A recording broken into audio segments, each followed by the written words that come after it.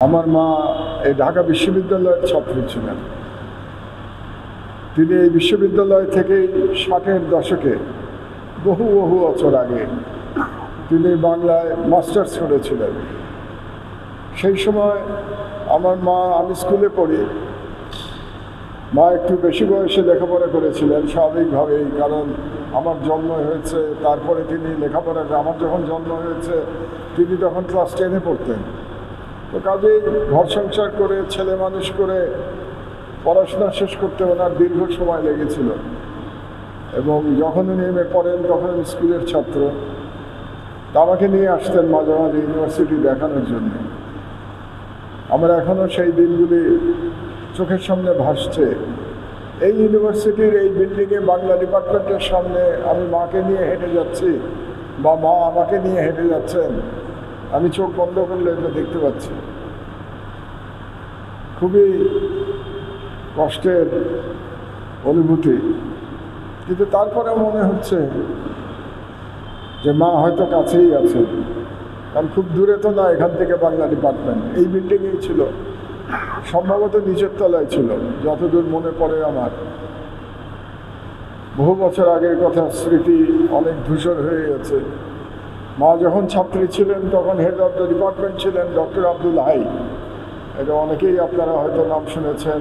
ওনার একটা বিখ্যাত বই ছিল বিলাতে কতদিন, যেন একটা বই ছিল, কি 600 কতদিন না এরকম কিছু, 750 দিন, হ্যাঁ বিলাতে 750 দিন।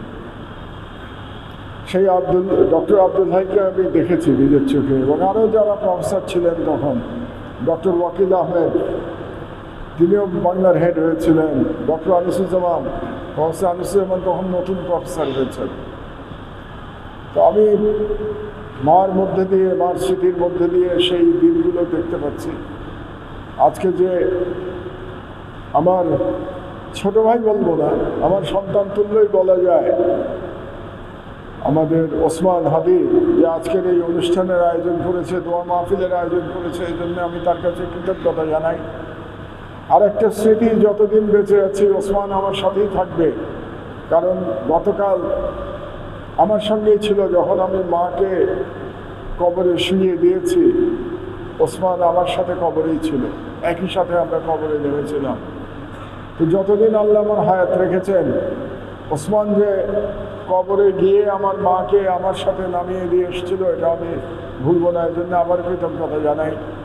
আর আপনাদের কাছে শুধু এইটুকুই প্রার্থনা, আমার মায়ের জন্য দোয়া করবেন। এটা ভেবে নেবেন যে বহু বছর আগে আমার, আজকে যারা ছাত্রছাত্রী, আমার মা তাদের নানি দাদির বয়সী, কাজে আপনারা মনে করবেন বহু বছর আগে মাহমুদা বেগম নামে একজন নারী, তিনি সেই সময় এই বিশ্ববিদ্যালয়ে পড়াশোনা করেছিলেন এবং তিনি ইন্তেকাল করেছেন। আজকে যে আমাদের যিনি নামাজ পড়ালেন, সেই শ্রদ্ধেয় আলেমকেও আমি রিকোয়েস্ট করব যাতে আমার মায়ের জন্য দোয়া করেন। এখন তো দোয়া করা ছাড়া আমাদের আর কিছু করার নাই।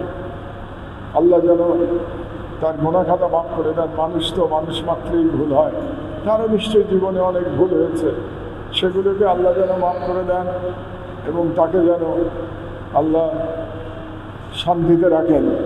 পৃথিবীতে অনেক সংগ্রাম করেছেন আমার মা, তো সেই সংগ্রামে যে কষ্ট, তিনি যেন পরকালে সেই কষ্ট থেকে মুক্তি পান এবং তিনি যেন শান্তিতে অনন্ত জীবন কাটাতে পারেন, এই দোয়াই আপনাদের কাছে করব।